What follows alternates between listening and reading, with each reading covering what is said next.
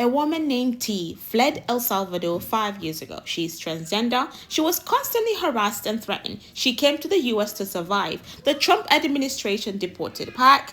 At the airport in El Salvador, she was forced to strip down while authorities checked her bodies for tattoos. She was told if her tattoos suggested any gang affiliations, she goes directly to a notorious maximum security mega prison, directly to CECOT. She had no gang affiliations. She was allowed to go to her parents' house, but she was too afraid to leave for a month. She's now back in the immigration detention in the US fighting again. This is what deportation looks like when no one is watching.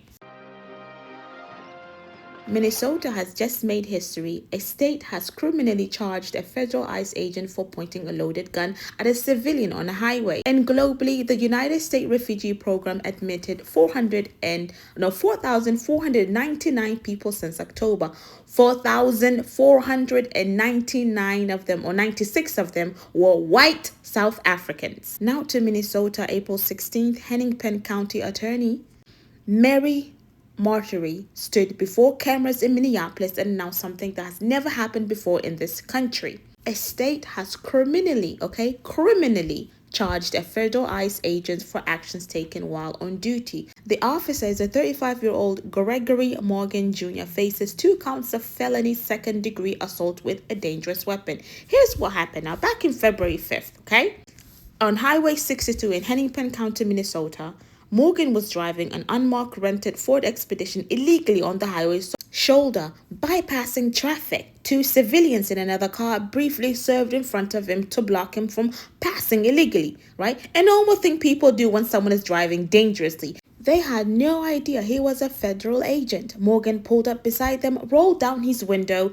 pointed a black handgun directly at both the driver and the passenger, yelled something they could not make out. One victim told law enforcement they believed a crazy person was driving down the road aiming gun at people. Mary Moriarty was asked at the press conference whether she was worried about federal blowback for charging a federal officer. She said, "Not a concern of ours. Our role is to uphold people accountable. If they violate the laws of Minnesota, we feel strongly that this ICE agent committed second-degree assault." So this is the first criminal charge ever filed against a federal immigration enforcement officer for actions taken during the Minnesota crackdown. The same crackdown that left 2 citizens, Renee Good and Alex Pretty, shot and killed by ICE agents back in February. So those cases still have no charges filed. Moriarty said directly those investigations are moving at a different speed because evidence collection has been far more difficult when federal agencies are involved. One ICE agent is charged, 2 American citizens already been killed, and more, actually 3 that we know of, and the federal officers responsible for those deaths are still working. And if being charged seems like accountability, what is happening to people after deportation makes the world, that word feel hollow. NPR published a major investigation this week that confirmed what advocates have been saying for months and what the government has refused to acknowledge. Migrants deported from the US to El Salvador are disappearing into Salvadorian prisons the moment they land. They remain completely unreachable from their families, from their lawyers for years. Over 9,000 Salvadorians have been deported from the United States since Trump took over office back in 2025 January. Human Rights Watch documented 11 cases in detail, people who were deported and then immediately imprisoned with no legal processes, no judge, no charges, and no communication allowed. Now, El Salvador President Nayib Bukele has maintained that what is called a state of exception, a suspension of constitutional rights for 4 consecutive years. It was supposed to be just about 30 days. He renews it every month. It has never ended. Now, one attorney representing several deportees told NPR that when people are sent to El Salvador are only getting out deceased. The woman known as T, the transgender woman from the cold case open right now, described being forced to strip naked at the airport while officers search her body. She's one of those who are allowed to leave. Many are not. So now here's what connects this directly to the backlog story. NPR analysts have published the same week reveals that over 11.6 million immigration applications are currently sitting at USCIS unprocessed. Some applications, including visas for trafficking victims and domestic violence survivors, still have not been filed by mail. So USCIS has now opened them, has not assigned them a category, has not confirmed receipt. Immigration attorney Renee Castro says that her clients are waiting up to 8 months just for a receipt. And in the meantime, immigration judges are threatening them with deportations because the government cannot produce a document proving the application exists. Isn't that a dilemma? She said, we have judges pressuring us to produce a document that the government is not able to produce and threatening our clients with deportations because of it. So the system is supposed to protect people. It's the same system sending them back into the unknown. And the State Department released data this week that since October of 2025, the U.S. admitted 4,499 refugees, 4,496 of them from South Africa, 3 are from Afghanistan. That is an entire U.S. refugee program, guys, since October of last year.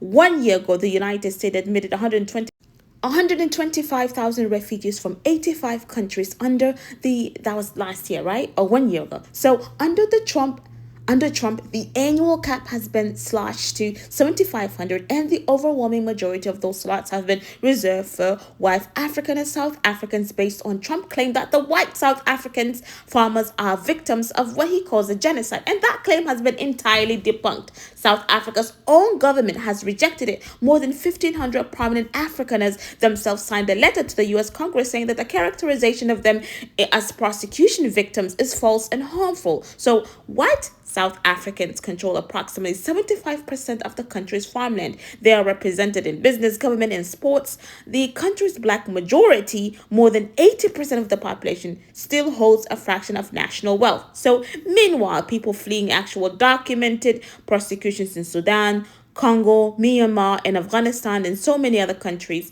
are being turned away. To be clear on the numbers, the U.S. went from welcoming 125,000 refugees from 85 countries to welcoming 400 and just say 1,500. Let's give them the benefit of that. 5,000. Okay, 4,500. Right, nearly all of them from one ethnic group in one country based on a claim of genocide that people are being rescued themselves say is not true. This is what immigration system looks like in the US, not at the border, inside of it. The question is not whether you support enforcement or open borders. The question is whether systems that work this way for the people caught inside can honestly can it be called just? Can it be a just system? Absolutely not. So I keep thinking about what it takes to keep going when every system designed to protect you has failed you, not once, but repeatedly. And I keep thinking about the 3 Afghan refugees who made it through this year, 3 out of 499. So who decided their suffering was worth less than someone else's? If you found this episode, please go ahead and subscribe. We cover immigration things. We cover politics.